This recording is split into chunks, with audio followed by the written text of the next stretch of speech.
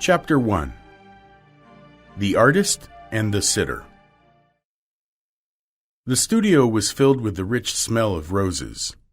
The light summer wind touched the trees in the garden.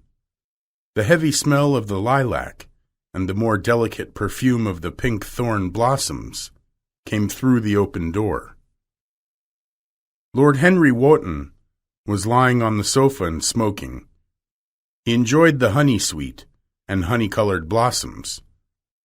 Now and then the fantastic shadows of birds from the long silk curtains made him think of Japanese painters who had expressed the beauty of the motion.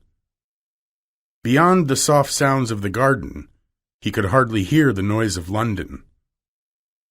In the center of the room, near the upright easel, stood the full-length portrait of a young man of extraordinary personal beauty.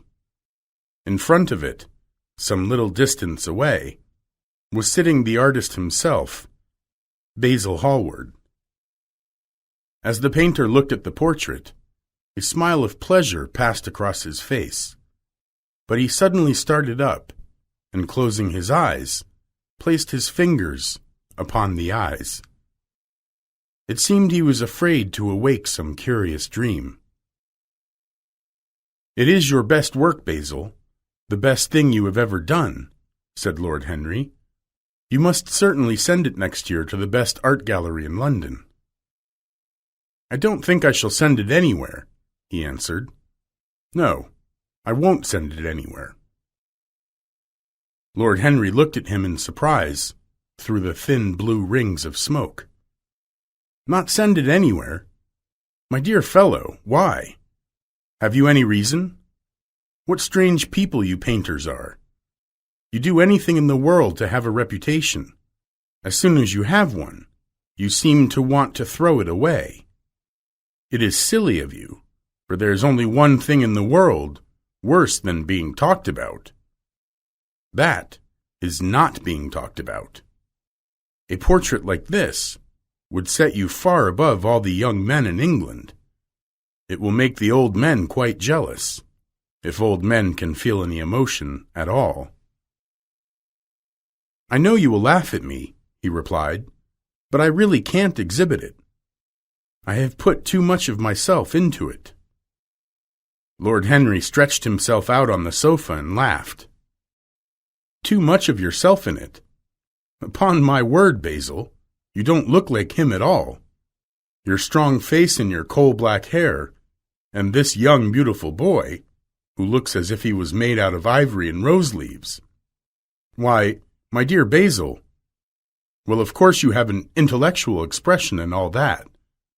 But beauty, real beauty, ends where an intellectual expression begins.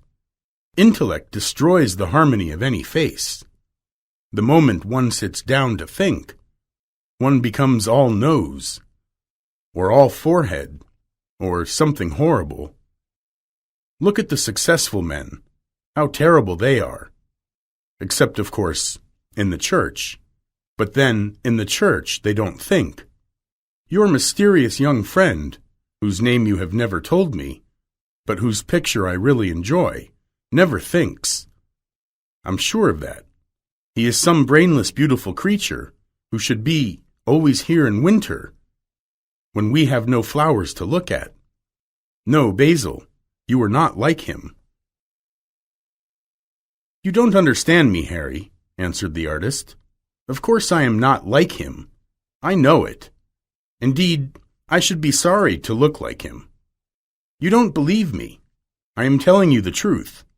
The ugly and the stupid enjoy the life in this world. They can watch the life go on. They live as we should all live, quiet and happy.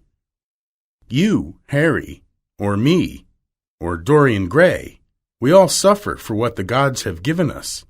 Suffer terribly." "Dorian Gray? Is that his name?" asked Lord Henry, walking across the studio towards Basil Hallward. "Yes, that is his name. I didn't want to tell it to you." "But why not?"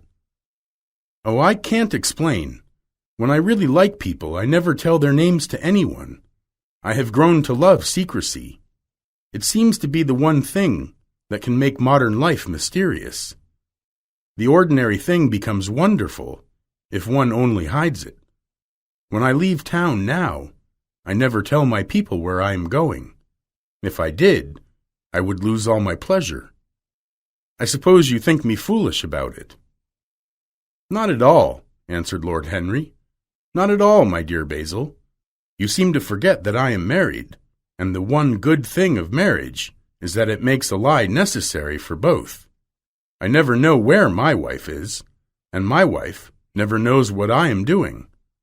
When we meet, we do meet sometimes, when we go out together, we tell each other the most absurd stories with the most serious faces. My wife is very good at it, much better, in fact, than I am.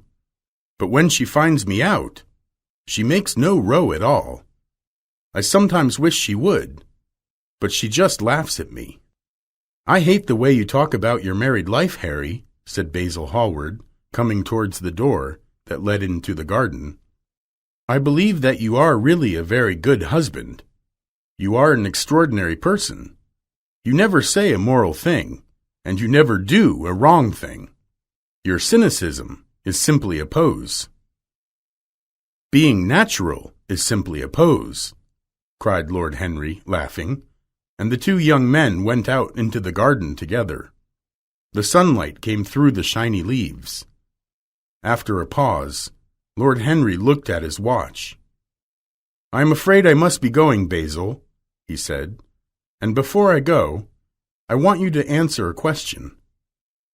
"What is that?" said the painter, looking at the white daisies among the grass.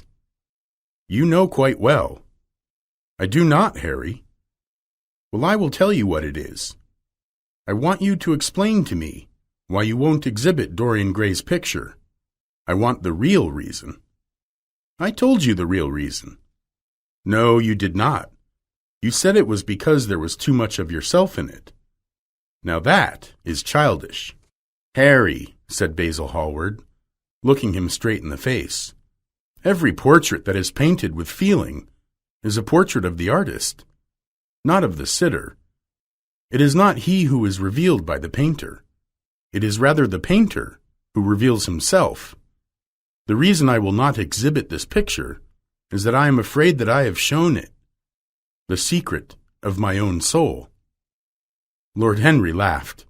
"And what is that?" he asked. "Oh, there is really very little to tell, Harry," answered the painter, "and I am afraid you will hardly understand it.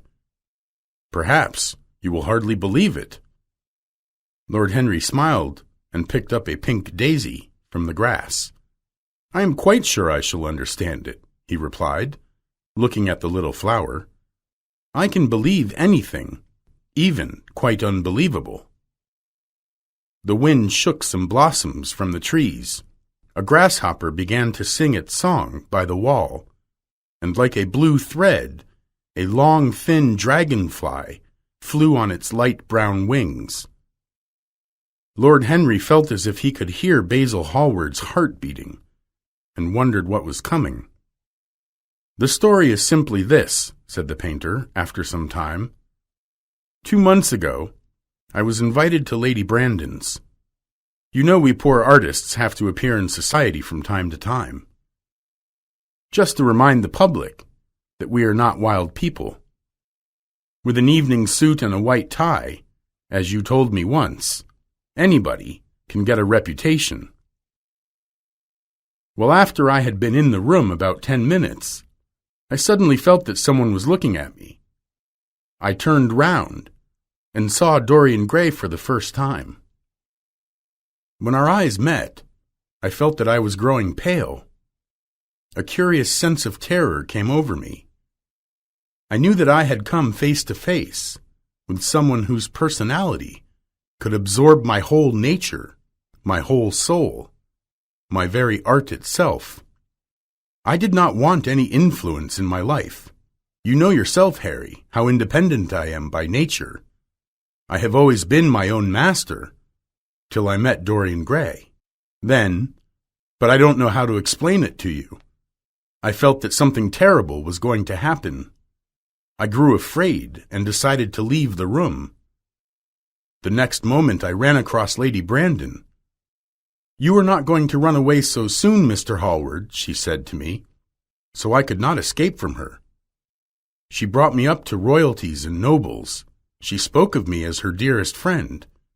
I believe some of my pictures had made a great success at the time, at least had been talked about in the penny newspapers, which is the 19th century standard of immortality. Suddenly I found myself face to face with that young man. We were quite close, almost touching. Our eyes met again. I asked Lady Brandon to introduce me to him. It was simply inevitable. I am sure of that. Dorian told me so afterwards. He too felt that we would know each other.